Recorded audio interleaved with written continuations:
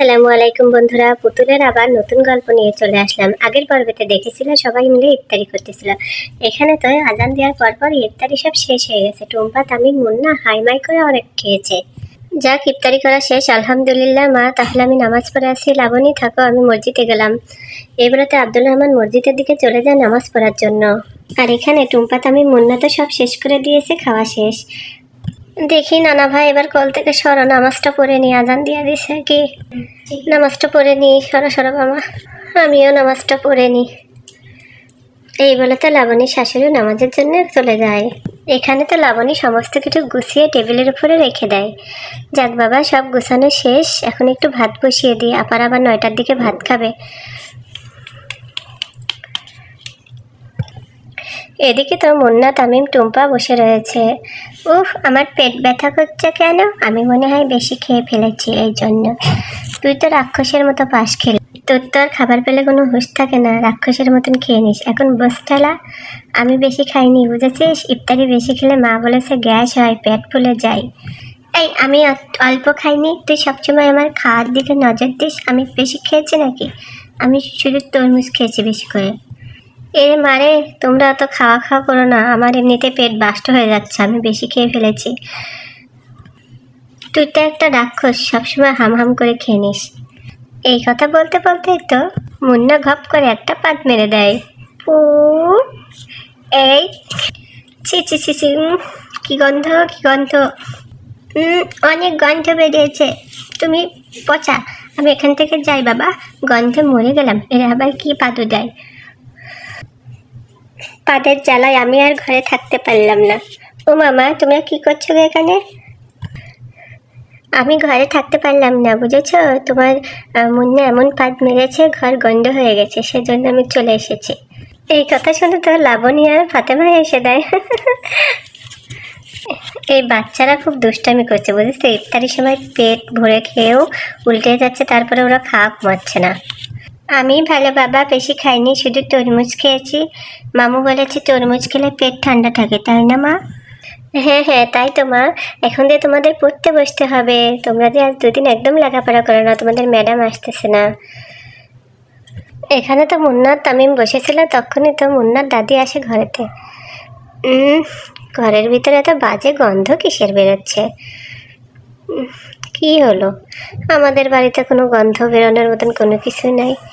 ব্যাপারটা কি? অনেক গন্ধ তো ঘরের ভিতরে। সে পাদ মেরেছে না, এই জন্য এত গন্ধ বেরোচ্ছে। হ্যাঁ নানু, মুন্না অনেক জোরে পাদ মেরেছে, তার জন্য টুম্পা ঘর থেকেই বেরিয়ে গেছে। আরে তামিম, তুই শুধু আমার দই দিচ্ছিস কেন? তুইও তো মারলি। বুঝেছি বুঝেছি, তোমরা অনেক ভাজা পোড়া খেয়েছো তো, এই জন্য তোমাদের এরকম পেটে গ্যাস হয়েছে। সমস্যা নয়, বসে থাকো আর পড়তে বসো। এই, তুই শুধু আমার দোষ দিলি কেন? তুইও তো 2টা মারলি, আমি তো শুধু একটা মেরেছি। চুপ মার, তুই মেরেছিস, তুই মোটা, তুই বেশি মারিস, আমি চিকন, বুঝেছিস? ও তাই নাকি? চিকন মানুষ পাদ মারে না বুঝি? না না, চুপ মার, বেশি কথা বললে কিন্তু তোকে একদম মারবো ধরে। আচ্ছা ঠিক আছে, হয়েছে, বাদ দে এগুলা। ও নানু, তুমি দেখেছো কত গন্ধ বেরোচ্ছিল? তুমি এখানে কিভাবে বসে আসো? আরে গন্ধ কি সবসময় থাকে নাকি? এখন চলে গেছে। ও তাই বলো? ওরা দুজন এমন জোরে পাদ মেরেছে, আমি ঘর থেকে বেরিয়ে পড়েছি। ঠিক আছে, ওইগুলো আর বলতে নেই। আচ্ছা ঠিক আছে, আর বলবো না। এখানে যখন সবাই মিলে গল্প করতেছিল, তখন তো লাবণী ঘরে এসে বসে রয়েছে। এদিকে আব্দুল রহমান নামাজ পড়ে বাড়িতে চলে আসে। কি হলো লাবণী, এভাবে বসে রয়েছে কেন? বাইরে মারা সবাই গল্প করছে আর তুমি এখানে বসে রয়েছ? আরে না, মাথাটা কেমন ঘোরাচ্ছিল, এই জন্য কি আর এখানে এসে বসলাম। ও তাই বলো, শরীর বেশি খারাপ লাগলে আমাকে বলতে পারো। না না, শরীর ঠিকই আছে, মনটা খারাপ লাগছে। আমার জয়সোনার কথা খুবই মনে পড়ছে। জয়সোনাকে কতদিন দেখিনি, খুবই খারাপ লাগছে। ও তাই বলো, ঠিক আছে, একদিন তোমাকে নিয়ে যাব বাড়িতে, আচ্ছা? আর মন খারাপ করো না। কি করে যাব? আমার বিয়ের পরেই তো জুইরা নানি বাড়িতে চলে গেছে, আর নানি বাড়ি তো অনেক দূরে। তুমি একটু ফোন দিও, দুইজনাদেরকে আসতে বলো, ওরা যাতে এসে আমাদের এখানে বেরিয়ে যায়। ঠিক আছে ঠিক আছে, আমি তোমাকে মোবাইলে কথা বলাই দেবো। এখন মন খারাপ করো না, এখন মন খারাপ করে থাকলে কিন্তু আমাদের বাচ্চার জন্য ক্ষতি। আচ্ছা ঠিক আছে, মন খারাপ আর করছি না। আমি কি তোমাকে খাবার দিয়ে দেবো? ভাত নিয়ে আসবো? ভাত আর লাগবে না, মসজিদে একজনেরা বিরিয়ানি দিলেও সেটা খেয়েছি, এই জন্য কি আর লাগবে না। তোমরাই খেয়ে শুয়ে পড়ো, আমি একটু রেস্ট নিই, খুবই খারাপ লাগছে। আচ্ছা ঠিক আছে, তাহলে আমি বিছানাটা ঠিক করে দিই, তুমি শুয়ে পড়ো। এখানে তো লাবণী বিছানাটা ঝেড়ে দিলে, আব্দুল রহমানকে বিছানা ঠিক করে দিলে, আব্দুল রহমান এখন ঘুমোবে। এই নাও, তুমি এবার শুয়ে পড়ো, তাহলে আমি মাদের সঙ্গে ভাত টাত খেয়ে আসছি।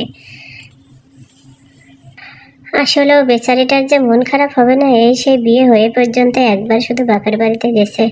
আমরা তো ছেলেরা বাড়িতে থাকি, আমরা তো কিছু বুঝি না। ও যে সব ভাই ভাবিকে ছেড়ে এসেছে, মা বড়া মেয়েটা, ওকে একদিন দেখি বেড়াতে নিয়ে যেতে হবে কোথাও। আল্লাহ, এখন একটু দেখি রেস্ট নি, আবার ভোরে উঠতে হবে। আপু, তাহলে ভাত বেড়ে দিই, ভাত খেয়ে নেন সবাই মিলে। তোমার কিছু করা লাগবে না, আমি তোমাকে না বলেছি ভাত আমি নিজে নিজে বেড়ে নেব। আচ্ছা ঠিক আছে আপু, আমরা দুজন মিলেই ভাত বেড়ে একসঙ্গে সবাই মিলে খেয়ে নিই। তাহলে বন্ধুরা, আজকের গল্প এই পর্যন্ত। যদি ভালো লাগে অবশ্যই লাইক কমেন্ট শেয়ার করে পাশে থাকবেন, আর আমাদের চ্যানেলটি অবশ্যই সাবস্ক্রাইব করে দেবেন। আল্লাহ হাফেজ বন্ধুরা।